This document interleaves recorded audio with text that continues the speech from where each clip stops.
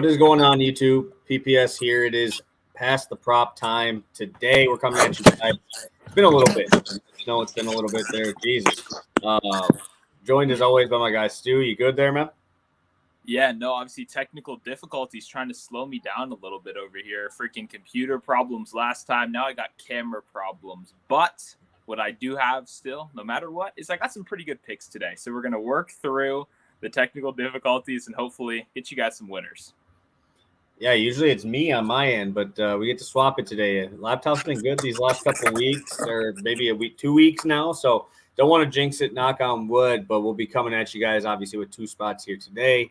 And it's a pretty nice slate. It's weirdly split up though. So like if you're a DFS guy like me, you got only a 7-game main slate because there's so many early ones, which is awesome. Splitting it up there. Just still do wish that they had a game early today. Would make it a little bit more fun. But yeah, a lot of fun games on this slate. And it's been a little while since we popped on the show with the camera here. I know we did spaces on Wednesday. Friday we were unable. Congratulations, graduated. I assume that's why you're wearing that. Yep. No, I'm not a religious figure in the church. I don't dress like that for fun. But yeah, had some life stuff we got out the way on Friday. But hey, we're back to the drawing board on Monday. So appreciate the congrats. Ready to keep it moving here today. Yeah, and we can. Yeah, I think I ran a live on Friday just with the plays for what I would play here. Obviously, Michael Kopech throws a one-hitter, so that was fun. But did end up cashing my other plus 120 spot. I played all plus money spots on that day. We went four plus money. This, like I said, they didn't score. Martin Perez continues to be a dog when he's the the thumbnail. He's become to be a dog.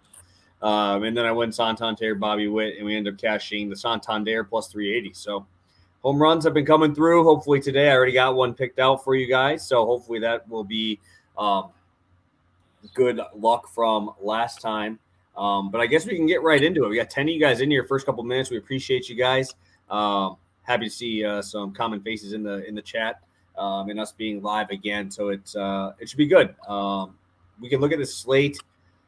Is there a game that's kind of catching your eye specifically that you're wanting to watch on today's slate? There's a couple games that I'm a little bit more excited than I thought. I guess I'll go. We got a stud on the mound. We got an absolute ace on the mound. We got Dane Dunning back on the mound. I'm going Rangers, Pirates, baby. And guess what? I don't actually know if Dane's going to shut anything down, but I think we might have a lot of offense in that game. So I think that's going to be one of the more fun games on the slate. That's my pick, 100%. Yeah, I'm curious how Texas is going to do. I've been watching them lately. Phenomenal hitting at home. They're number one in the MLB in home hitting. I'm curious how they're going to do outside on the road in Pittsburgh. I think they're going to struggle a little bit until it gets to the pen. I think Ortiz might actually slow them down. I was kind of leaning a little bit towards that Pirates verse 5. Give me that plus money because they're giving me a pretty nice payout. And this Pirates team is pretty pesky. And they're playing pretty well at home. And that's impressive seeing as how much of a pitcher's park it is there. So maybe I'm going to talk myself into a little under for that first 5 just because I've been backing all overs for the Rangers at home, and I've kind of been tinkering around with fading them on the road, almost Coors-esque, but not even close to that level. But I look, dude, and they're phenomenal, dude. They've been so good at home. It's really tough for me to want to get away from that. Yeah, no, that's fair. Obviously, definitely want to keep in mind, but I don't know. We'll talk about it a little bit later. I think that momentum translates a little bit better right here. I think earlier they did go through that dry spell, but that's when they were bad as a whole team, right? No matter what, whether they were on the road or at home. And I think now we're starting to see that offense clicking. We got Seager back in the lineup. I'm ready to keep the juices flowing. I'm going to have to disagree with you there. I was going the other way. I kind of like the over. I think the Pirates are also pesky. We got Dane Dunning, regression candidate number 1, maybe in the whole MLB right now. So I don't know, guy that pitches to a lot of contact. Who knows what happens? We got a couple bombers in that Pirates lineup. Yeah, I think if I'm going to take a play, it'd probably be Pirates. I'd probably take the Pirates first 5. I would think that'd be my spot. Rangers bullpen blows too, so definitely. I'm talking myself into Pirates, which I was not expecting. I didn't even look at that game specifically because I find a way to get the Rangers wrong more often than I get them right. So that is one game, obviously, that you wanted to talk about. I like that game right at the same time. I like that Tampa Bay Toronto game, and I also really like that Dodgers game later as well. The Tampa Bay, obviously, that one's a straight pick 'em. I think that if I'm going to go on a side, I'm probably going Rays.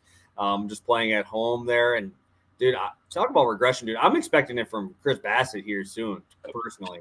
Obviously, got a big overhand curveball, but I don't think he's going to be able to beat these Rays, dude. Just watch my Brewers go 1-2 in the series there, and they can't hit. So it's going to be an interesting one now that you're bringing Toronto into Tropicana. I think it's going to be a pretty good series. And that's a good hitting team, especially on breaking balls. Like you mentioned, obviously Bassett with the curveball, mixing that change a little bit. We got a lot of guys that can hit that. That's a scary lineup to anyone to face, right? In general, obviously you got Diaz, you got a Arozarena, Franco, who I almost bet on but didn't yesterday, thankfully. But a lot of scary guys up there. I agree. Tons of good games on the slate. I'm curious what you're going to say you're doing for DFS today. I think there's so many interesting spots to go to. Yeah, I have looked. Is Fleming starting on DraftKings? I didn't see him starting. That's not what I had either. Is he the Kelly? Is there an opener? I would assume Fleming would be the long guy then. I would assume if Ahan's talking about that. Dude, I don't know, dude. I'm telling you this is just something that I heard, and this is probably just from the Brewers beat writers, and talking about Adames and how bad he was in Tropicana. He said it was just hard to see, right? It's a really hard backdrop to see. And if you notice, a lot of teams do struggle hitting there. Obviously, the Rays pitching being very good doesn't really help that. But you can tell, like, the Rays are so good, dude. The Rays are so good there, and I think they're just used to it. But when Adames talked about it and Adames came over to the Brewers, it was pretty wild. Like, he immediately, obviously it's a very hitter-friendly ballpark in Milwaukee, but it was an immediate switch up, right, when you start seeing the ball a little bit better. That's just something I know they talked about. Obviously, Adames going back there this past week, they talked about that, and Adames kind of talked about his time in Tropicana. It's tough for him to pick up the ball. And I've heard that from multiple other guys too, so that's something that I always kind of look at, and that's why, I mean, the Rays, I think, have lost 4 home games all year, dude. They're so good, and that's personally my thought. And I really don't ever play any team against the Rays at home, and I've not done it yet, unless it's like an under throughout. But yeah, I understand wanting to go to the Blue Jays. Obviously, they're one of the best teams in baseball, but that's just something I've read and something I heard this past week, and just something to kind of, I can find better looks personally for me on a slate like this. There's so many other options. Yeah, no, that's always, I like hearing those little nuggets too, right? You kind of want to know those little pieces of information, how the players are thinking about stuff, and just another kind of thing to validate why the Rays have been so awesome at home this year. So I'm with you right there. I think the Bassett Hound he's been up and down. I think we might see some downs coming kind of soon as well. I agree with you. Perfect. So yes, let's take a look here. Let's take a look at the chat.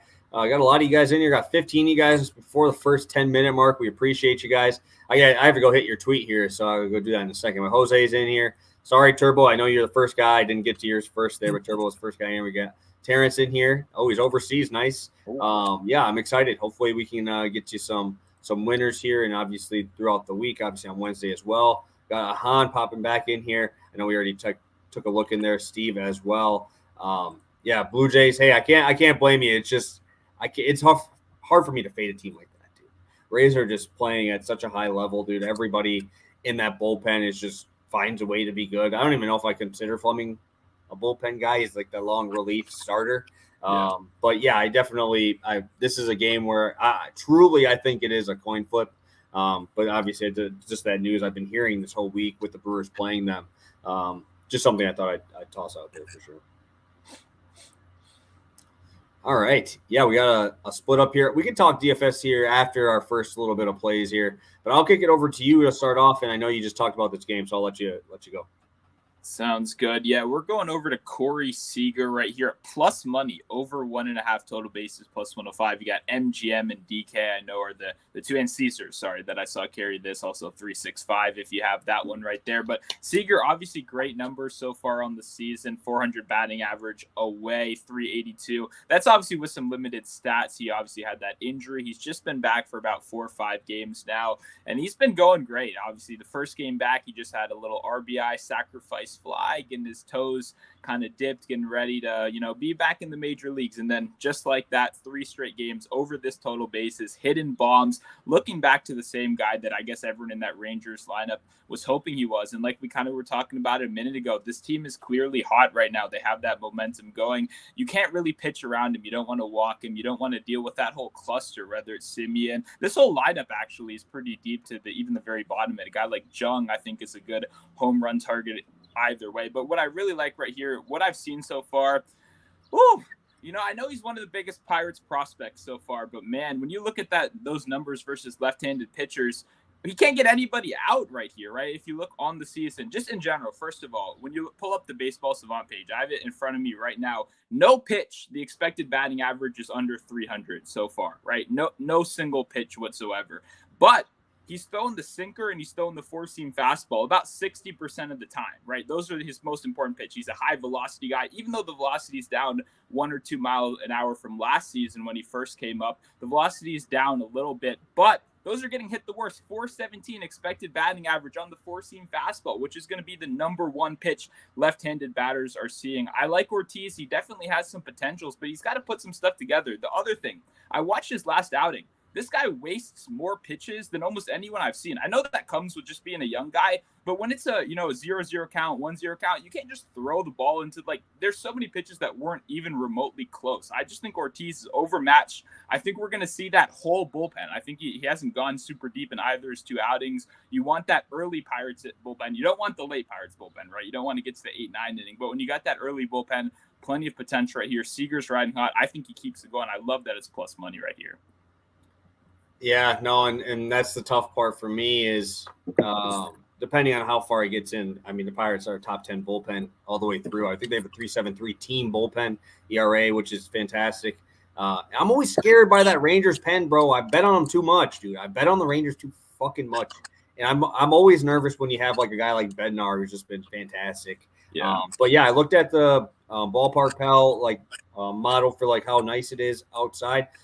This stadium ranks 3rd on the projection sheet, just on like runs, negative plus runs from the weather and stuff like that. So decent day out there, which is nice for betting on overs.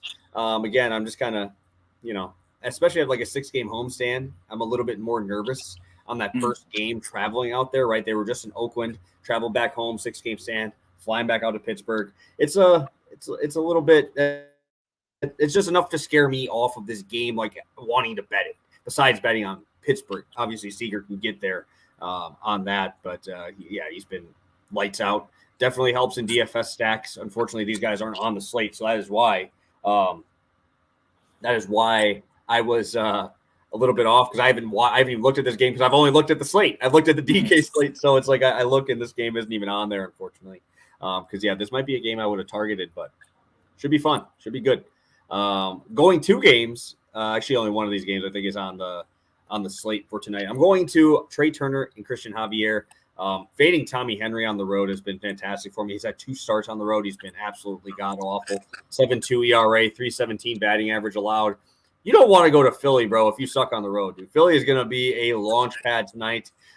Trey Turner obviously destroys left-handed pitching. He has been trash this year. I will say trash, even though not like fully trash where it's like you could say he's bad, but I drafted this fucker first overall in fantasy, dude. I could have taken Acuna. Like, this dude is absolutely underperforming, but it's coming, dude. You know it's coming. This dude is too damn good to be, I don't even want to say slumping because he's still batting over 280, 200. I didn't even look at his average for the year, but he's been good, still stealing bases, just no power. We haven't seen that extra base hit upside that he's had throughout his career. I truly think this is the breakout week for Trey Turner. I'm really excited for him to face off against these Diamondbacks in Philadelphia. He's going to have some pretty dang good matches. I think they might get Gallen on the 3rd day, but you're giving me Tommy Henry here, dude. I love this matchup. Obviously, Arizona's bullpen is not very good either. Bottom 10 in ERA at a 4.39 team ERA. And one thing I did want to talk about there as well is they've actually been pretty good at giving up just hits, right? They're bottom 10 in walks allowed as a bullpen. That is what I like to see as well. Obviously, I don't want to see Trey Turner get walked. In fantasy, I do. I want him to swipe second base. But for me here, I'm expecting him in the 1 because they usually start Stott in the 1 spot when there is right-handed pitching, right? So now they're going to switch it, obviously, with the lefty Schwarber. I expect down in the order a little bit more as well because I don't expect Schwarber to start at the top of the order against the lefty. So I expect Turner at the 1. I think that's obviously going to help. And then Christian Javier, I don't know why this is only 230, dude. The Brewers have a 30% K rate over the last 2 weeks. These dudes are getting K'd. The thing is they're swinging for the fence, like every time. Every time up to bat, they are going to swing for the fence, especially at home. So I think Javier actually gives up a few runs. Like I'm very concerned to play him in DFS because the Brewers have been running into these fastballs. But fuck, dude, they are swinging out of the zone. They're trying to lift the ball, and that's just – it's not been good for their average. It's not been good for anything but the power numbers, right? It's going to be a strikeout or a home run. And we saw that against the Rays, against F1. F1 dominated 7 1/3, 8 Ks, but he gave up 2 absolute nukes, about 450 to Brian Anderson and Owen Miller. So I expect power given up by Javier in Milwaukee, but I expect him to just mow down when he's not getting hit around. So do expect him to get his Ks. I think this price is phenomenal, and I love this play a lot. Yeah, no, I'm always there with you when you're fading your Brewers right here. Javier, I think you kind of killed that analysis. He's one of those guys, he'll give up a bomb or two, but he's going to strike out a lot of guys, and that perfectly fits that Brewers team that you obviously know very well right there. So I like that look. Man, I was looking at Trey Turner because I also wanted to fade Henry. That was one of my number 1 priorities on the slate too. And man, I almost picked this for the game I'm curious about too, because I spent like 20 minutes on FanDuel this morning. Like, should I bet a Turner hit? Should I go Bohm, who notoriously is very good against lefties? You know, who should I go? Should I go Harper, who in his past, when I watched him, was good against lefties? So far this year, Bryce Harper only has 2 hits against left-handed pitching all season long. So I spent a lot of time. I love Trey in this one. I agree with you. The numbers were a little bit underwhelming for what we hoped, but still a very consistent hitter. Always been good against lefties as well right here. So I like this. I was looking very close at adding a Trey Turner hit on the show as well. So glad we're on the same page right there, and I love this angle. 100% tail in anytime you fade the Brewers on this show. Yeah, it's been profitable. I've looked back, and it was pretty good. I think yesterday they actually beat me. I faded them yesterday. And they actually beat me, unfortunately, but they actually went up in that game. Freddie Peralta threw fantastic, which I really was not expecting there. I think they scored 6 runs off a lefty. Like, what the fuck? Mm-hmm. So I was not expecting that. But yeah, they had to give me some time. I'm happy that they got me, but not really. You know, it's like you're kind of hedging your heart a little bit. So, but I'm excited to go back at it again. I should have went to a game this week. I should find some tickets because they're probably pretty cheap this week during the week here. But let's take a look. I don't think there was any questions in the chat. I think we're good. And I will kick it over to you for play number 2. Sounds good. We're going over to the hit parlay streets. This one's pretty simple. Freddie Freeman, Nolan Arenado. We got 2 of the hottest hitters in baseball right here. Very consistent. Arenado, most notably, is absolutely crushing the ball. The home runs is getting all the attention. For me, normally I would target a guy like Arenado for total bases or maybe even a home run. But when you just look at the prices, I don't think they fit each other at all. I mean, the home run's 280. I don't want to bet that. The total bases is minus 140. I don't want to bet that. But the hit is minus 280, which in my opinion is still in a reasonable range to bet, right? So I kind of, even though I like those other 2 angles and I would normally kind of target those because of all the extra base hits, I do think price is the best for hit. So that's why I went to Arenado. Plus you obviously get that security in case it's a really hard single or just gets on base right there. But Arenado, 12-game hit streak right now, absolutely on fire. One of the hottest hitters in baseball. Got a pretty good matchup right here against Williamson. I'll bet on him anytime he's against a lefty, whether it's a good lefty or not. We don't know that much about Williamson, young guy, legit prospect, good first outing. I'm not saying anything negative whatsoever. It's more about trusting a good hitter against a left-handed pitcher, and his pitch mix plays perfectly into what I like to target Arenado right here. He's running the cutter, changeup, four-seam fastball. Those are Arenado's 3 of his best pitches, 327, 300, and 316 so far this year. I love getting those guys who are great against the lefty cutter. Obviously, Arenado fits that bill 100% right there. Been great to me so far this year. As for Freddie Freeman, 321 on the season. That is 5th in the MLB. We obviously know what he does. Great history against Morton as well. He's a notoriously good off-speed hitter, so the curveball isn't going to give him too much trouble, hitting over 300 this year, last year, and 2019 against that curveball. And that shows in his good history, 2 home runs, 2 extra base hits beyond that against Morin in only, I believe, 18 at bats. So Freddie Freeman has been playing great so far. Like I said, the 320 average coming in with a little mini, I believe, 7-game hit streak he's on right now.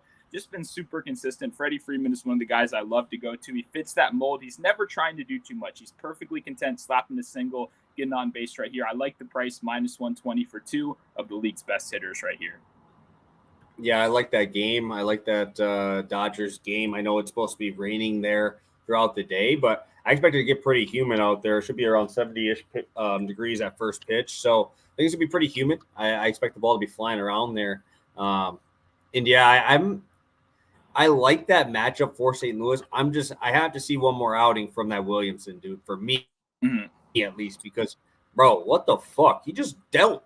He just dealt in freaking Colorado, man. Like that's something you just don't see. And I want to see if that was just a fluke, because both those teams are kind of shit offensively. So I'm curious to see how he goes in a start against the Cardinals. Obviously, this is a terrible matchup for him. But I'm always curious to see how that goes, especially with these guys that have been in the league, obviously, for a very long time. This Cardinals team is the hottest team in baseball over the last week or so. So definitely don't mind it. But personally, I have to see it, dude. I have to, because I'm like, this is just like one of those games where it's like, is this guy really that good? Like, because in Coors, you should not be dealing like that. And it's just in my head, I always get nervous because I'm always wrong on these guys. That second, third start, those are the DFS guys you want to go at, because it's like there's going to be a lot of guys fading them. There's going to be a lot of guys rolling with them. So it's like that. It's like teeter-tottering there, but obviously this is an awful matchup for him. So might have to find a way to bet the Cardinals and kind of go against Montgomery there as well. So it's kind of like maybe an over for that game for me personally there.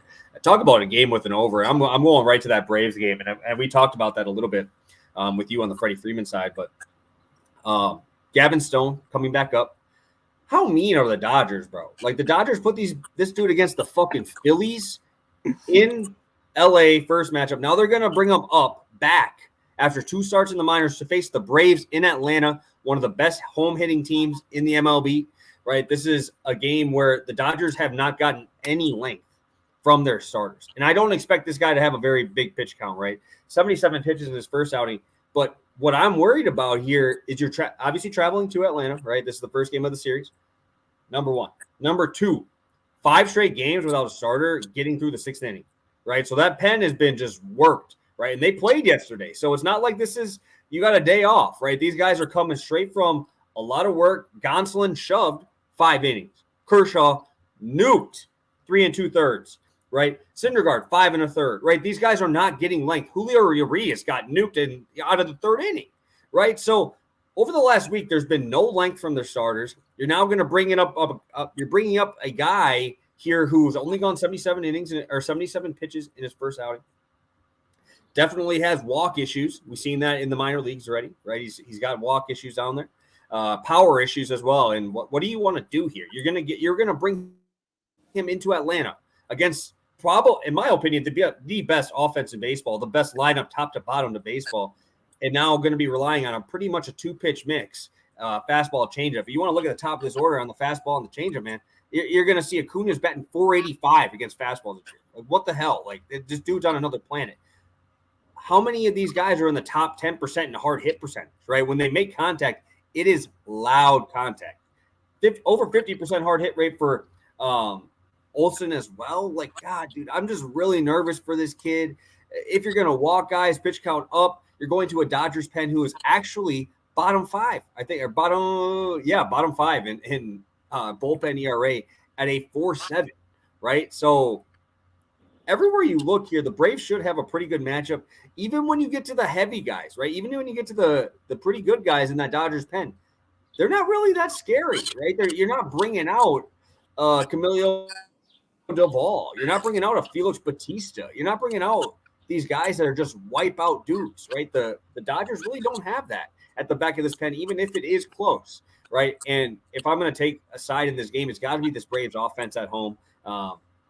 If the Dodgers bring in any lefties, they're kind of screwed, right? Because the Braves just absolutely nuke lefties. Even Olsen hits well against lefties. So I don't think Stone can get us enough length to not have to worry about this bullpen. If he only goes 4 innings, this is scary, man, especially with how much work these guys have had over this past week. So when I look at these pens and I look at this Dodgers pen, some of these dudes have thrown 3 out of the last 4 days, right? And it's just kind of scary. Like, if you completely wipe them out, you're going to have to bring in dudes you do not want to see in one of these games. And I think the Braves do jump out early. We could see some of those gross guys out of that Dodgers pen, which I'm really excited for.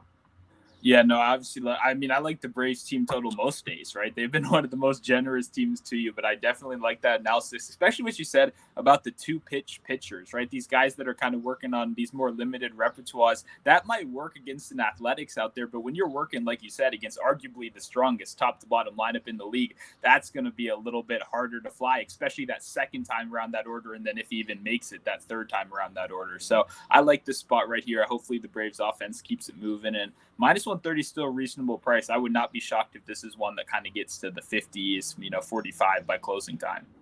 Yeah, I think FanDuel already has it at 5 at minus 110. Yeah. And I don't want to discredit the third pitch, but he's got a slider he threw 12% of the time in that first game. He only throws it to righties, only to right-handed hitters. So, like, you got a lot of switch guys here, and you got Rosario probably batting in the 5. You got Albies there, right? I mean, Matt Olson is 270 to hit a homer today. Like, what the fuck? When's the last time you seen that? When Schwarber's playing in red at the Red Stadium or in Coors, you don't see numbers sub 300. And I know Olson has been fantastic and he's been good, but to see him in the 200s for a home run is concerning for this guy, right? And then this is kind of, I think they're reading into it as well against the left-handed hitters. So, I mean, if you want to go some of these places, like, I mean, obviously Albies, you got Michael Harris back. Rosario probably batting 5 there. And I mean, you still got Murphy and Cunha, dude. Like, this is such a scary lineup, man. I didn't even talk about Austin Riley, who almost won MVP last year. Like, scary. And this show is, too, just waiting for that kind of time when Austin Riley gets incredibly hot. Like, when he goes scorching, we know it's coming soon. And, hey, Austin, we're fans. We're ready for it, buddy, because that was great to us last year, won a lot of money. Let's keep it going. We're ready. Yeah, that's absolutely hilarious. I'm going to actually just go into my long shot because that's literally my long shot was Austin Riley to hit a home run. So, yeah, that's actually my long shot, which, I mean, I kind of had to do it at this point just because we just talked about this dude, and I expect it to be coming here soon. And obviously you get the Dodgers, I think, 4th prospect, and then tomorrow they're starting their number 1 pitching prospect, right? They're just bringing up these dudes in here, and this is, like I said, scary matchup. Plus 450. Imagine if Austin Riley was batting like normal. Dude, this is like 300, right? This is like maybe in the 200s, right?